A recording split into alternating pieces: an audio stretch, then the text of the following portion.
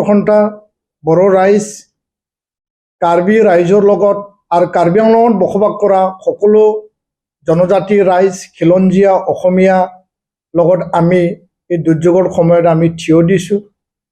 আৰু সদায় শিখ শিডিউলৰ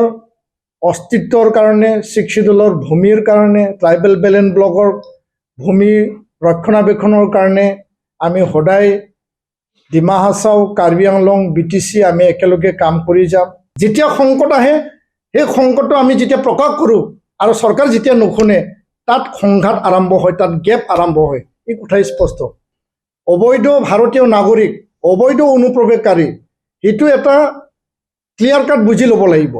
আৰু তাৰ পিছত ভাৰতীয় নাগৰিক হৈও যদি আইন ভংগ কৰি পেলাই যদি কাৰোবাৰ যদি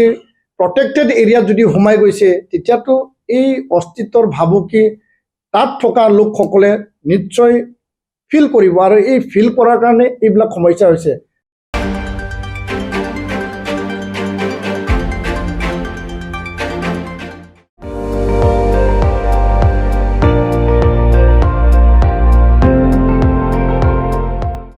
আপুনি চাই আছে ND24